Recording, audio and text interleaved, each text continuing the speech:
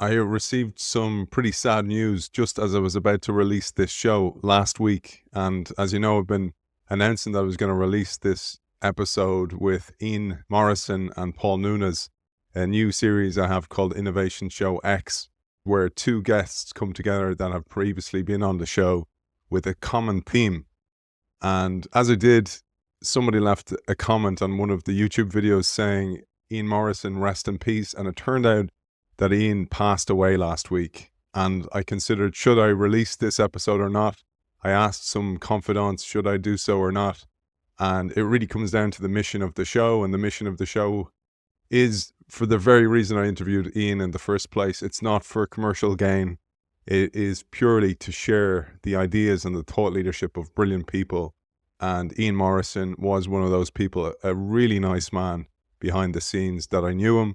I had him on the show, spent around 4 hours together with him over the couple of shows we did together, and indeed this one.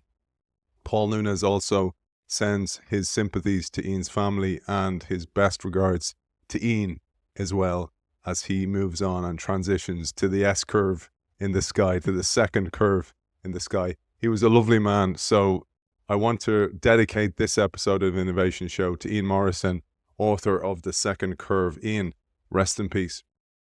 Welcome to the very first episode of the Innovation Show X, where I bring together two previous guests with a common theme, and it could not be a better start than this one with two curve jumpers, the author of The Second Curve, Ian Morrison, and the author of Jumping the S Curve, Paul Nunez.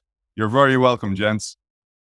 Well, thanks for having us. Ian, I thought I'd come to you first and maybe give us a general overview of what your main thesis was in the book, and then I'll come to Paul, and then we'll build on common themes and ways you brought some ideas further and how they interacted later on. But let's start off with The Second Curve, the main thesis. I was at the Institute for the Future from the mid-'80s to the mid-'90s and was president in the early 90s. And that's when the book was written. And it was essentially codifying, in some senses, my predecessor, Roy Amara's law, that there's a tendency to overestimate the impact of phenomena in the short run and underestimate it in the long run. But as I say, an embarrassingly simple notion that the first curve's the old business. It's where you make your money and what you're comfortable with. But you have a sneaking suspicion in your gut it's going to decline in absolute or relative terms. Might be growth rates coming down, not necessarily revenue declining, and be replaced by a second curve, a new way of doing business or business entirely that's radically different from the first. And the dirty little secret of futurism is you cannot perfectly predict the pace of change. You tend to overestimate in the short run and underestimate in the long run. And what I tried to do was sort of codify what was driving the curves more than anything else. And it was really this combination of technologies, particularly the internet, new geographic markets around the world, and also new competitors, obviously, and also a change in consumers. As you saw the rise of the middle class around the world and the rise of college-educated consumers, rather, in the US. And I think as we talked last time, I think Paul and others, there were a whole series of books coming out in the 90s about the same time, talking about the same phenomenon. And I think all of us who are charged with thinking ahead for businesses or with corporate leaders, as Paul did it throughout his career, could see their anxiety as they were dealing with a tsunami of change. And the second curve was the Institute's attempt to put a marker on how some of these things may unfold. And the tsunami came much quicker than even you had foreseen, which is where Paul came in, because he saw from his own experience. Paul, maybe you'll give us an overview of Jumping the S Curve. And you've had the benefit of both reading Ian's book just recently since we aired that episode, but also your own experience in Accenture over a long period of time. Jumping the S Curve came out of a time that was just probably slightly later than Ian's, but not much.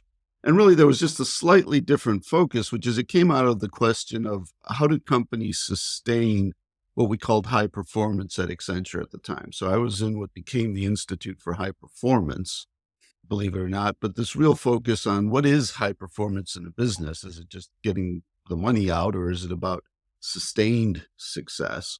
And of course, continued or some level of longevity became apparent, just like a sports star. It's not enough to have one good year. You got to have a bunch of good years. And in business, it's never really clear how many good years you have to have, but it's more than one, but it's maybe not forever. And so this question of, well, what causes a business to end and what causes it to move to another curve, as we looked at, and then how many curves are there? And when you think about it, how many curves can you string together? And so this was the first book in a series of books that we then wrote over the next 20 years. But the first one was really this core question of, well, what are the secrets of simultaneously being successful in one curve, but then also successfully starting and being an important part and a real high performer, a winner of sorts in the second curve. And so with a lot of study, a lot of research, a lot of companies, we can talk more about that, but we consolidated all of that insight into this book, Jumping the S Curve. And it really was, I think, with the number of people coming back to it now and really looking at it, and one of the things I loved about the question is it's an evergreen question. It really, this question of how companies maintain success along multiple horizons simultaneously, the essence really of successful business, I think. Rather than me directing the conversation, I'll drop in some pieces here and there that I find interesting. But I thought it would be more interesting for you guys to riff with each other as well, where you both listened to each other's episodes, you both read each other's books, and pieces that you found interesting from each other's work as well, that built upon your own thinking or brought it in a different direction. And maybe that would be a good way for you to start building on the intersection part of today's episode. Yeah, maybe I'll start. I mean, I really love the shark's fin analysis. So you might want to take us through that so we give the audience a reminder of how that works. But this notion that your moment in the sun will get shorter and shorter with emerging technologies. And I think, you recently wrote a little piece around the two books talking about, there's that great chart of Chat GPT, being, what did you call it? An I curve. It's just straight up, right? I mean, it's just diffusion curve anymore. It's just from 0 to infinity. And I think the consequences of that are kind of terrifying and exciting at the same time. And so that notion of that pace of change and the accelerator, the shark's thing getting tighter, I think is a profound insight. And it's really driven, as you said, Paul, in the book, about the underlying pace of the technology. Yeah, well, that's a part that came up in the second book, Big Bang Disruption. And the idea there, I mean, we studied a lot Everett Rogers' bell curve of, innovation and innovation adoption. And I think one of the best and worst, maybe, models for business folks to ever come out was Rogers' innovation curve, which is where you talk about there's, 1.5% are innovators, and then there's early adopters, middle adopters, late adopters. And it's all along a bell curve. And we love a bell curve. An abnormal curve, the bell curve is what everything, we just love that. But if you break your mental model of that and say, well, not everything distributes that way. And in fact, you can have like a Poisson curve if you want to be fancy and use fancy words. It's, like incomes are words, Poisson. Then there's a lot of the world that's not in a normal curve.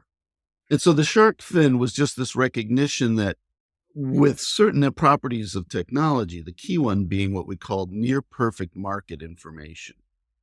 And what that means is that the internet was going to inform consumers in a big way. And it really has, right? Everything from TripAdvisor to, these things that let you know what other people think, let you know instantly what quality or what government regulations have come around and found.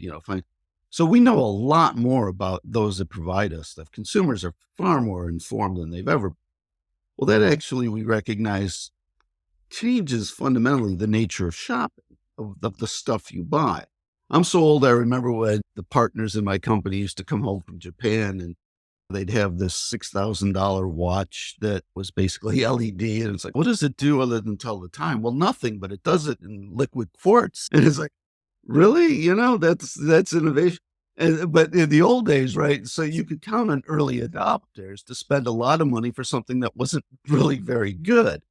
What we found is that model has to change in the new world that we're in. Is that people don't want things they don't want to be part of the testing of technology. They don't want to be early adopters.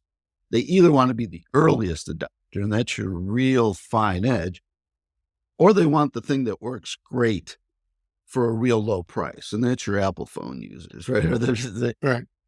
And so what happens is in the shark fin, adoption is fail, fail, fail, fail, fail, and that's going to give innovators the belief that maybe they are failing, or that this isn't a good idea, that an ebook is not a good idea, which was a digital inevitability. But the early failures would make you think this isn't going to work. And then you get the Kindle, and then all of a sudden, everybody wants one because it's all the right features at a fantastic price. And boom, everybody wants it. Now everybody's got a Kindle, everybody's got a GoPro. What do you do for your second act? And in fact, my co-authors, I wrote a book about what is the second act?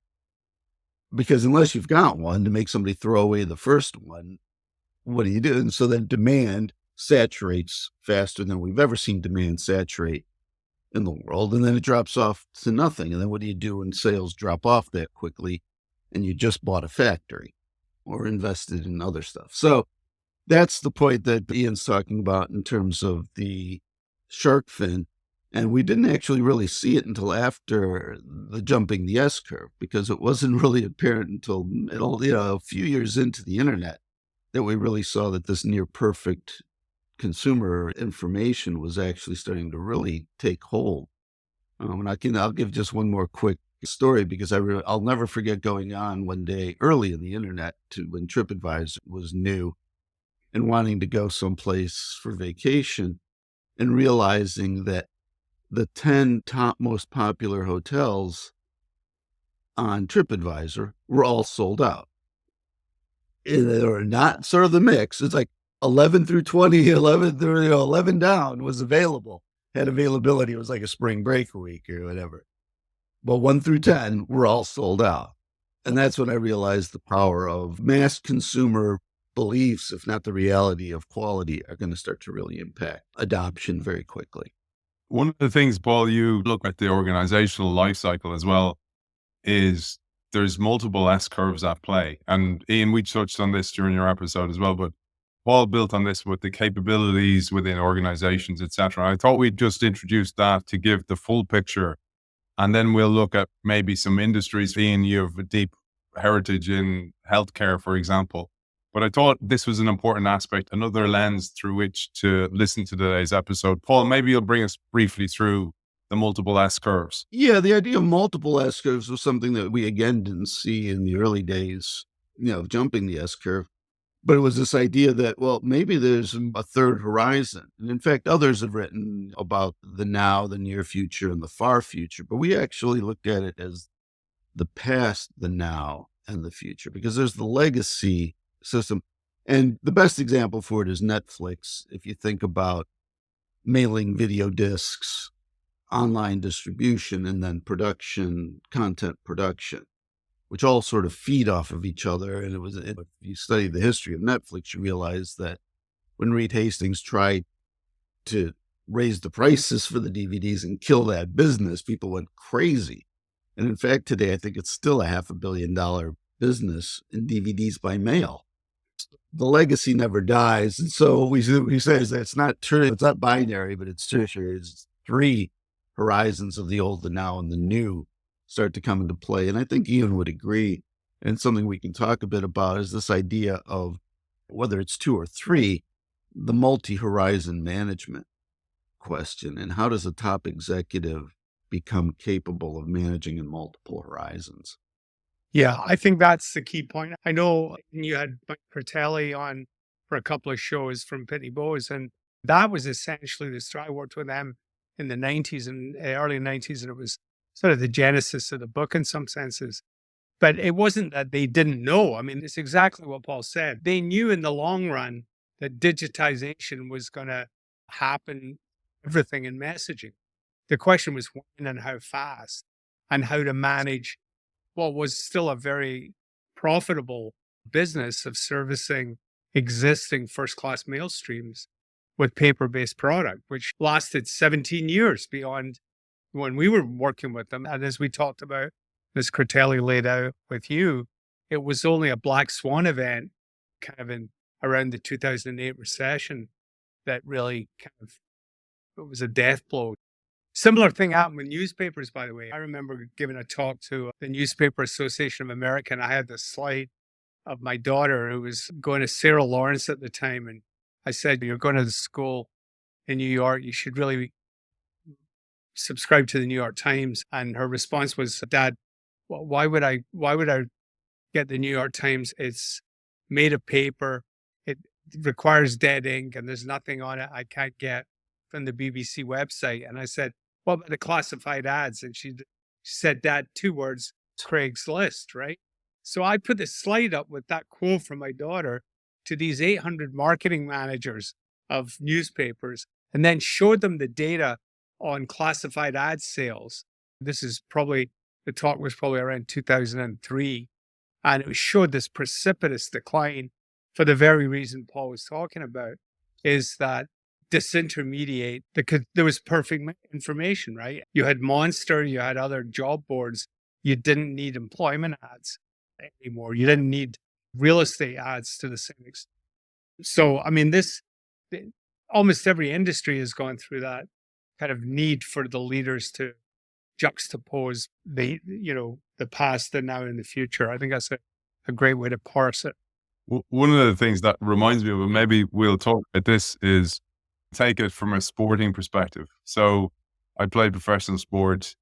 At the end, you can always go on and play in a Division 2 or Division 3 club.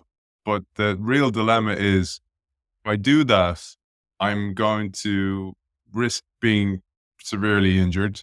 I'm going to risk ending my career prematurely, and I might not build new capability for my next curve in time.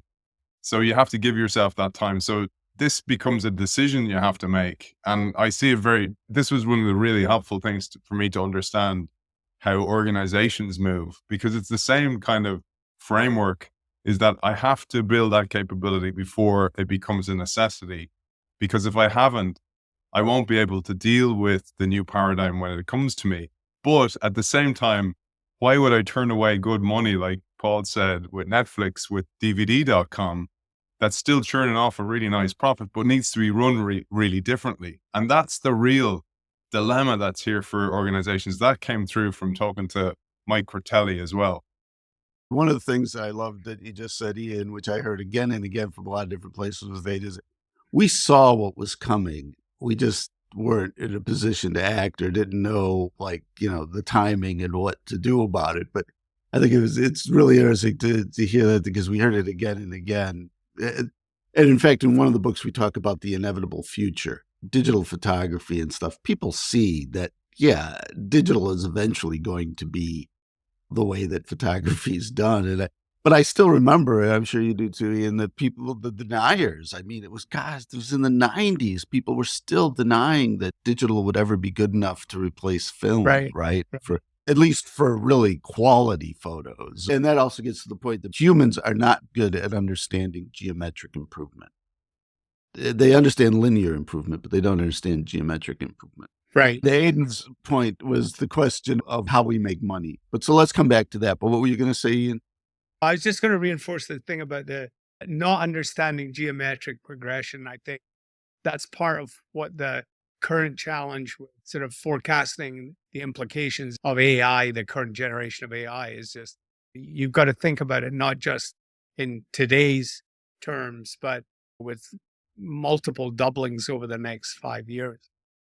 Yeah, we can't get our heads around that. And AI is a great example in the sense that, you have to maybe have 2 or 4 or 8, 16, 32 of Moore's law to get natural language recognition, or to get, but this where things become sentient. So what we used to follow in some of the think tanks I worked in with Accenture, but we worked all the way back to the core. It's like, well, where's the status of Moore's law? And I think if you look now, I mean, they guaranteeing it another 10 years, maybe. So it's 5 more doublings. I mean, yeah, it's the whole chessboard kind of things. 5 more doublings of today's computer power for the same price puts you in another realm of potential of what technology can do for you. So I think that brings us, that cost thing maybe brings us a little bit to the thing that I was hoping to talk to you a bit about, Ian, because I know you've got some great industry examples and the profound change on industries. There's this idea of where we make money and what do consumers actually pay for and how do we, and then the whole thing of the legacy business. One of the things we looked a lot at is how the legacy businesses are needed to fuel the future, because they basically create the investment until you get the revenues and the profits from the new business, right? And so I think GE has struggled historically, and I think the facts would bear that out, that GE sold a lot of businesses, some that it had to for lots of different reasons. It's complicated, but there's no doubt that the lack of the throughput of profits and having those businesses hurt their ability to continue investment in the new. So just a fascinating area to us, and to me in particular over time has always been this, because you can do things like cross subsidies. Who pays for Google Maps because it's free? Is it really free? And even now, yesterday I was watching some movie with commercials again, commercial television's coming back, commercial videos coming back. Yeah. Sit and watch a commercial for 30 seconds, every 5 minutes. And it's free. So anyway, I'm curious your experience, Ian, on which industries and how did they think about making money? Right. And that relates to what has been my continued frustration with the disruption of healthcare. I wrote a couple of pieces recently sort of bemoaning the fact that we were promised, and certainly in 2020 saw this enormous bolus of venture capital chasing after digital health, much of which is vaporized in the market. These companies have blown up in short order, going from IPOs with $10 billion valuations to zero in the space of 24 months kind of thing, partly because of perhaps hype. But I think healthcare is one of those industries where the first curve has a lot of inertia. And part of it's legitimate, because to innovate in healthcare, you're dealing literally with life and death situations. So, you can be a little less. My son was employee number 11 at Bleacher Report, which is a sports-based website. Now you can experiment with, see what consumers like or don't like in terms of basketball sneakers, but it's not the same thing if you're dealing with somebody's mental health or their diabetic medication. And so there's a legitimate caution, but there are some industries which have shown kind of an ability, where the first curve is an ability to sort of minimize disruption, if you like, and the incumbents end up, in a pretty strong position. I mean, because I do think the other thing I'd love to get Paul your thought on, because I think you're absolutely right about the real question, going back to the genesis of all of this, is how do you sustain high performance? And I struggle with the book to really identify those companies who made the successful transition from first to second. Really, GE, you would argue, could have been that company when we were writing the book. And I actually worked with him a couple of times. Thought he was a really smart guy, but when all sideways through just the component parts didn't work together, a critical part of the market. But it's hard to see companies rediscover and manage through that now near and future set of S curves effectively. There's a lot of good stories around disruptors, but managing from, as you described, that Netflix transition is a good one. I think Microsoft more recently has done that in terms of the shift from desktop solutions to cloud and AI. But I've struggled personally finding good examples of crisp transition from one to the other over time. Yeah. I'm curious of your take on this. One of the things we used to love to say when I was technically a futurist at Accenture was give them a change and a date, but never both. Yes. I Or stole that from never someone. in the same sentence. Give them a number a day, but never in Yeah, the same sentence. the same sentence. Exactly. Yeah. Because you never want them to connect the two. And I think that highlights nicely this hobby horse of mine, which I've been thinking a lot about lately still. Schumpeter started to help people understand the difference between innovation and invention, or the terms that he used, because I think there's the question of technology invention, which is this: do you have the technology you need to then innovate and use it in practical applications and sell it? And when companies get ahead, when innovation gets ahead of invention, which I think maybe in electric cars, if we look at that, right? It's like, we know the battery technologies are getting better. It's fascinating just to read how many competing technologies in battery technology there are now and when they're going to happen. But I think we also kind of know battery technology for electric cars isn't there yet. Winter, winter takes half the mileage out of cars, and a lot of cars have to drive in winter conditions. The batteries catch fire or whatever. So this, and I think, for GE, Predix, and the Internet of Things was another one, which is, an early bet that they went into quite heavily. And then it's a question, and then related to that is what do consumers really want, and when are they going to want it? Because, nobody really wanted or cared about digital photos until they did. So these transition points, these break points and timings that consumers need. When do we get the quality and the features that consumers really want, and then get that mass adoption? And those inflection points are critical to discern and sometimes difficult. It goes back to, I'm sure, what you did with your colleagues at Accenture, and what we try to do when I was at the Institute and subsequently in the health work, is to try and develop tracking mechanisms, whether it be using surveys or other data tools to really have some metrics and discipline around when things are actually moving to a point of inflection. And if you can come up with metrics that sometimes can, give you at least a real-time picture of where you are. It might not be a predictor always because you're dealing with historical data, but that's why we were big believers in surveys and future intentions, of decision makers in healthcare. We'd survey doctors and consumers and employers and saying, what are you going to do next, kind of thing. And it's not always a perfect predictor, but it does give you a basis to try and extrapolate some of those curves. I think that's exactly right. You've got to stay close to the consumer, and consumers don't always know what they want. It's the old Apple kind of thing that they want faster horses sort of question. So you have to be a little careful with that, obviously, as you know.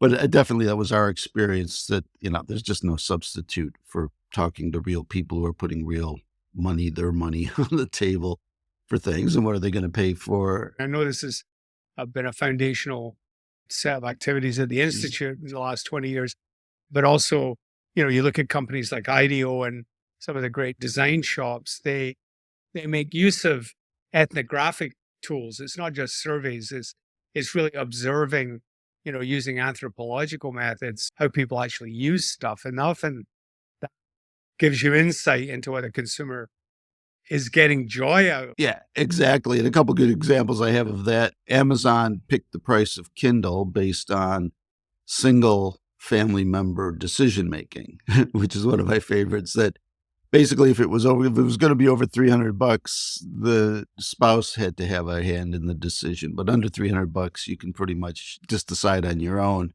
In fact, I was told in India that number is $40. The head of household or the house can make a singular purchase decision for under $40, but over $40, it becomes a family decision. There you go. But so those things, and then the other great one learned ethnographically, of course, was the sachet packets for shampoo and stuff in India, where and other developing countries, where the problem is people love your shampoo, they just can't afford to buy a whole bottle of it. So from an innovation standpoint, finding these non-technical reasons. It's like, it's not that it doesn't clean enough or do whatever. It's simply not affordable in the way you're selling it, Interesting. or available because of the shortage of stores. So one of the things that we also, to find the inflection points, and I'm glad you mentioned that term, because Malcolm Gladwell and others, everybody talks about these inflection points. But one of the things that we looked at in our later book, in our third book, was this idea of trapped value, and the idea of, as technology gets better, you can start to see where value is potential starts to appear and isn't getting used. And the example I like to use for that, just because everybody knows it, is car share services, or Uber, Lyft, and regulation starts to come into it too, right? And it's particularly in healthcare. But this idea that at some point it just becomes such a good idea to use technology that people actually flout the law in order to deliver the product. And so one of the things that comes to mind too from your healthcare thing is just like telemedicine. And I think of how many teleconferences I've had with my medical professionals that inconceivable 10 years, 20 years, 15, not even 20, 15 years ago. And partly because of this whole thing of regulation, and it's unknown, it's uncertain. So I think technology and consumer adoption has changed dramatically since when we were looking at this early. I don't know what your thoughts on that, Ian, are. Yeah, absolutely. And don't get me wrong on the digital health stuff. I mean, I think we're seeing telehealth used increasingly, but the notion that it was going to replace the incumbents easily has been challenged, I think, in the experience of the last 5 years. And it's partly, as I say, because health is more than just the odd office visit. I mean, people get conditions that require complex interventions, and that tends to create the necessity for a wider range of services than any of these startups are able to orchestrate easily, and really puts the pressure back on. The other thing in health it's why the focus on the consumer is so key, is the role of third-party payer in the healthcare area. Very few people are purchasing healthcare, nor would want to, on a retail basis for all of their care. It's tough to come up with a couple of $100,000 for coronary bypass surgery without the use of insurance. So that's been market altering factor and reality that makes healthcare a difficult space to innovate in. But it doesn't mean that there aren't profound changes, and that the same technologies like AI and the use of telemedicine can't be promulgated. It's just trying to figure out the right business model has been more challenging, I think, for some of these disruptors than they imagine. It's a tougher industry, I think, to play in than some others. Paul, you mentioned in your book, Eroom's Law, the reverse of Moore's Law, because it actually plays out in Ian's world, which is mainly in the healthcare, etc. And that came to mind, and maybe you'll explain Eroom's Law just as a reminder for audience. But also, one of the things I'm seeing a lot of at the moment is so much innovation because of longevity, because people are living longer, etc. And then if you combine that with when we were under pressure to push a medicine out during the pandemic, we were able to, and that almost short-circuited a lot of regulation. And maybe you both had some thoughts on that, because we're probably going to see more of that. I don't know if you guys saw recently Bill Anderson declaring a war on bureaucracy. He's the CEO of Bayer, for example, that this was a huge problem with inside that organization. But regulation is also necessary as well in that field. Well, I think regulation's required in a lot of fields, actually. Yeah. I mean, regulation of taxi, even versus an Uber or Lyft. I mean, having medallions meant the government knew who was driving the taxis and that they might be maintained regularly. And that goes to a really interesting thing that is another sort of hobby horse of mine, or one that I think a lot about, is the nature of risk and payment, right? And who absorbs risk and who benefits from the risk. So I think in the vaccine world, what we saw was that consumers, were willing to adopt a lot more of the risk than we were in the past. And that could have a major downside. That also took a lot of the cost, and particularly the cost of time in development, out of that equation. And I think what's really interesting in the technology world, even on a small scale, is how consumers are confronted every day with little risks and insurances and how they decide to manage that and self-insure that. So, for example, go to an electronics store, it's always right. Do you want to insure your television, basically? Do you want to extend the warranties? Do you want to do all these things? And consumers often don't have the best knowledge of what the real risks are and how much they're paying to mitigate that risk. And so there's enormous opportunities there. But then there's also the idea that risk could disappear in auto driving if cars become much better or become self-driving, in which case, well, who would pay for the insurance then on a self-driving car?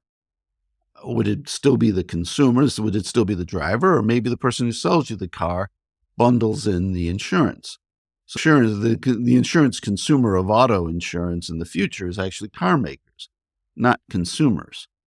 So this idea when things become cheap and when technology takes the risks out of things, other people can bear the costs of those risks. Really, to me, really opens up innovation in lots of industries again. And so that's a really fascinating area for me when I would advise, push listeners to think about, let's try and reimagine that sort of innovation in your industry, reimagine how things are paid for and who bears the risks. The producer, the consumer, and middle people. Right. And that's a fascinating line of argument around some of the big challenges facing the planet, like climate change. A lot of what you just said about risk, things like carbon offsets are just examples of reshuffling that risk and managing that risk in innovative ways for the benefit of a bigger goal. I think similar story with what I think is a big challenge for the developed world is, and the developing world for that matter too, in the long run, is the fact that you've got very rapid aging populations, half of whom have no money. And the whole aging in place and the question, how is that going to work? What's the role? At the same time, you've got a baby boom that's whatever the number is going to essentially pass on trillions of dollars to the next generation, starting out those relative risks of things like reverse mortgages and other more creative solutions to end of life financial and health management. I think there's huge opportunities there that have yet to be tapped in terms of business model innovation. It's not just, I think you would be using technologies and solutions, but there really needs to be business model innovation around, as you're saying, Paul, this reshuffling of risk and who bears that risk. I think that's a great point, Ian, because this question of, the necessities, there are some enormous problems that the world's going to face and is facing. And like you say, whether it's climate change or whether it's aging populations. And so needs-based, needs-driven innovation is one that we don't often talk about. But, seeing the list, articulating, and there was actually a bit with climate change. And I don't remember the details, unfortunately, but I think it was a Scandinavian guy used to publish a list of like all the world's big problems. And, climate change was like 47, compared to malaria and other stuff. It's like, look, I just remember looking at the list and say, oh gosh, he's kind of right. We got a lot of problems in this world, whether that be, clean drinking water. The world doesn't have clean drinking water. The world still has food scarcity issues, if not pure starvation like it used to be. But we also have obesity problems that are through the roof. And we're starting to see some, major solutions to that. But yeah, I think you hit on a really great point, which is, as we think about and talk about innovation, think about technology-driven curve changes, there are also the fun ones that we always talked about as futurists and that, but, demographics is destiny, right? And so, as innovators and as companies looking at where these next curves are coming from and all the challenges, have they built in the the list of challenges have they built in the inevitable future of some of these other demographic changes and other which aren't going to change, so you just point out the population is not suddenly going to get younger. Now they might be healthier into old age or whatever. The shape of that triangle is gone like this, right? We've got a cylinder where there was a triangle. And the implications for workforces, for taxation, for just everything. So yeah, I do like this idea of problem-driven innovation in the world today. Is going to be an exciting time. I thought one of the things we might riff on, guys, is I love the metaphor of the phoenix as an S-curve jump, the mythical creature that every 500 years willingly walks into the flames, burns itself up, and only through that creative destruction earns the right for a new life cycle. And one of the things we were talking about before we came on air is the reluctance of some organizations to walk into the flames. And I always think of, my childishness will come out here now because I love that show, Family Guy. And I often thought about a scene where the phoenix, it's coming to the end of its life cycle. It's like, come on, phoenix, time to walk into the flames. And the phoenix is like, going, just one more drink. Just give me one more drink. And a reluctant phoenix. And I thought about this, that I'd love you to share this, where you've seen cases of organizations doing this really well, where they have something like DVD.com with Netflix, but they set it up at the right time, or when they get it wrong, or where they are so in love with it that they escalate commitment and they double down onto the product that they love, or the service that they love, or the brand that they love, because this is a huge problem with S-curve jumps. I love the sort of question, although it's very hard. And I think Ian might agree with me. It's such the toughest question. When do you walk into the flames? And I think GE walked into the flames a bit by selling off a bunch of old stuff that was clearly old, or old model, or, old school, but not having it then when it needed it for the next stuff like Predix and Internet of Things. I think what's interesting is finding success in a first curve, sort of like Nokia and its dumb phones, for lack of comparison, a better word to call it, compared, normal phones compared to smartphones. Well, everybody loves that story for lots of different reasons, but I think the most important feature we found was the fact that Nokia had such financial ties to the old model that it just didn't have the flexibility to move into the fire anyway. It owned the production capacity in China so that it could get that great quality control and get the production under control in the early days of China outsourcing. Well, that meant it owned all the factories. Well, if you move into smartphones as Nokia and say that's the future, who's going to buy your old dumb phone factories? Or what are you going to do if you still got loans, that you got to pay off on those factories? So the value of those factories. So you get caught in this difficult place between the smart investments and the really smart stuff you did on the one curve versus the things you got to do to be successful in the next. So I think this whole thing, and just because we're mentioning shows, I do have to mention the one scene that I loved in a show that kind of mocked the Viking series on television, the Viking thing. So there was this comedy version of the Vikings. It has like the old people being brought to the top of the mountain to jump off. And, they're supposed to make way for the new people. And they're there talking to him. It's like, who wants to go first in the great tradition of whatever? And all these like old guys are like, I'm only 47. I don't think it's actually really my time yet.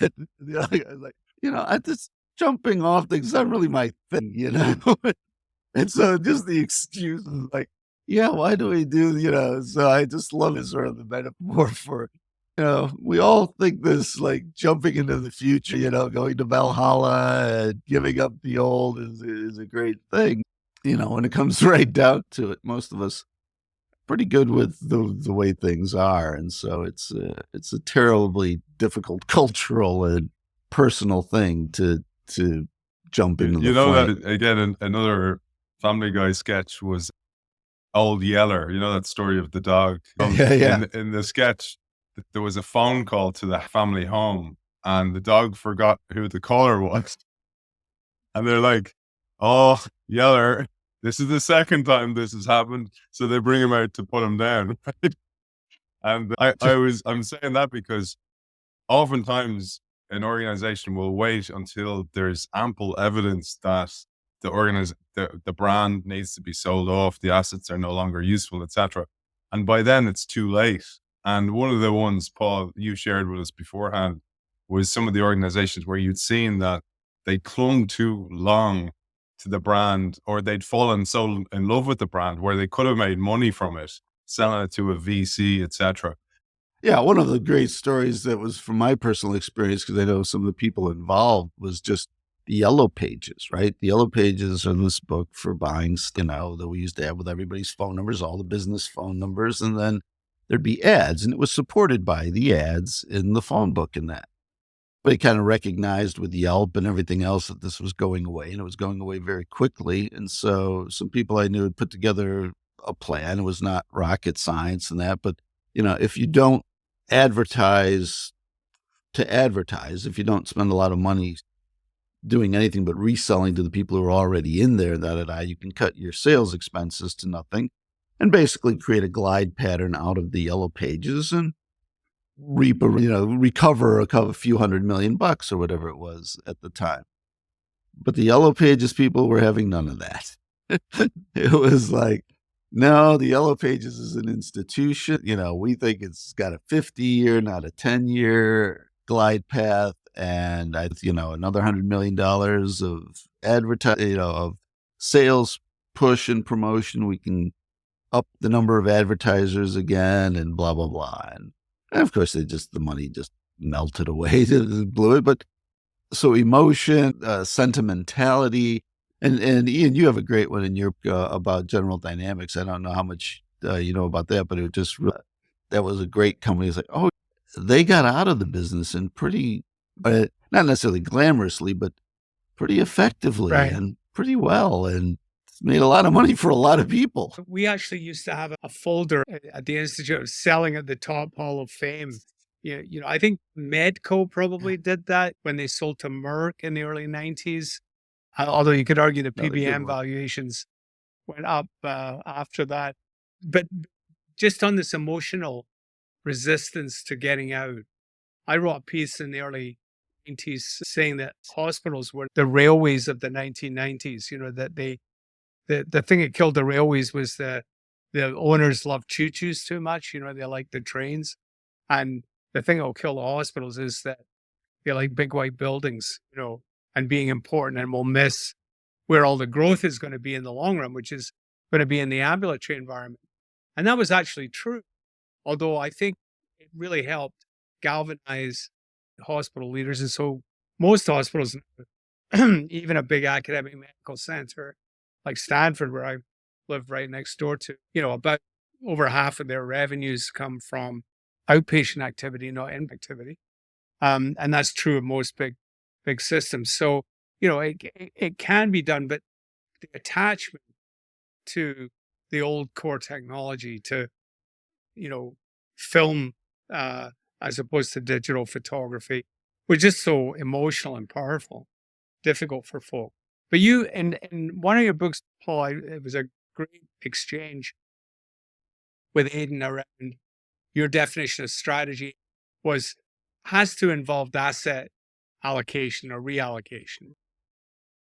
And, that's really the hallmark of your Phoenix metaphor, Aidan, is, okay, put your money where your mouth is. You've got to actually divert dollars or pounds to that new enterprise. And where are you doing that meaningfully? I mean, and my friends at Volvo, the story I told about how they doubled down basically on the truck and bus side of the business and get rid of the car company, was wrenching for them emotionally, because the manifestation of the brand to them as Swedes was the cars, right? I mean, they loved the trucks, but it wasn't like most of them all of them drove Volvos, but their attachment to their vehicles was so profound, and to all it stood for in terms of quality and safety and all the rest of it. So that was gut wrenching for them. And yet they did make that kind of asset allocation, as Paul would suggest, to what was a rationally logical, diversion of strategic assets to the second curve of globalization. Basically, I mean, what they were betting on was the globalization and being able to service trucks remotely with new satellite technology, no matter where you are in the world. That was gutsy, and yet even then, some of their executives try to get the car company back later because they probably felt lingering guilt about doing in the brand that was a Swedish icon. So it's tough stuff to put your money where your mouth is and actually take that leap. And that's why I think a lot of people end up going, not so much. We were talking about your different sketches. I was thinking the Monty Python sketch where bring out your dead. He goes, I'm not dead yet.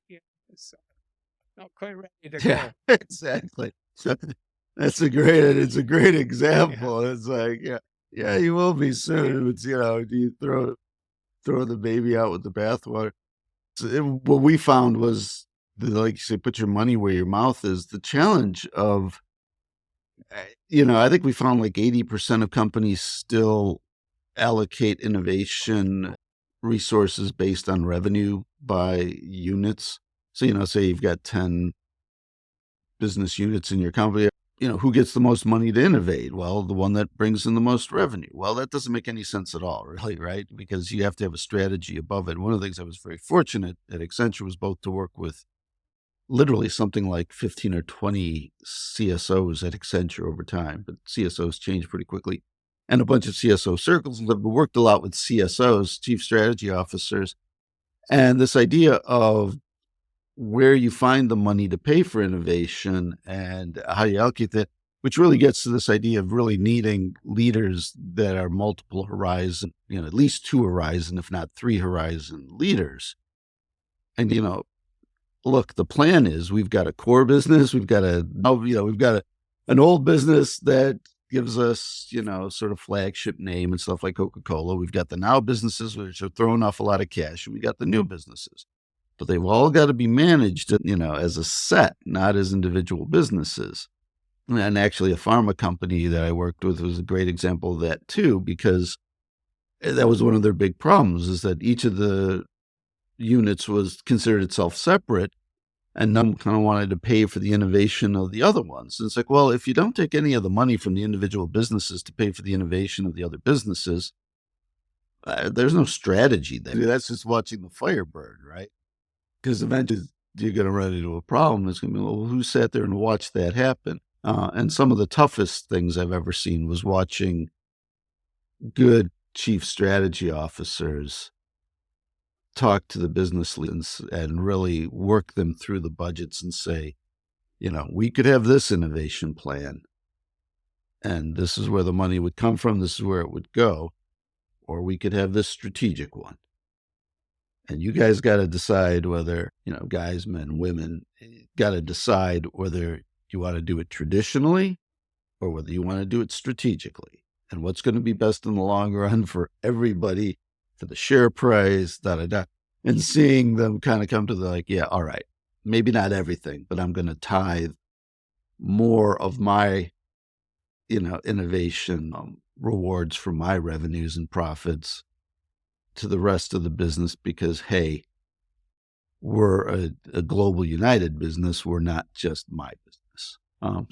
So thanks for the lead into that, Ian, because I think that's, this whole idea that strategy is resource allocation is, I think, a fundamental point. So I've had these books on the shelf for audience behind me here. 2 absolutely brilliant books. I've learned so much from them. I've got so many inspirations for blogs, and my own thinking has marinated so much from reading your books, guys. Even today, I thought about old Yeller pages came to mind. This story, I might not write that someday, but I have to say, an absolute pleasure. Episode 1 of Innovation Show Intersections has been a massive success, and I want to thank the author of Jumping the S-Curve, Paul Nunez, and the author of The Second Curve, Ian Morrison. Thank you for joining us. Thank you, Aidan. So much fun. Great fun to meet with Paul and really loved it. Thank you.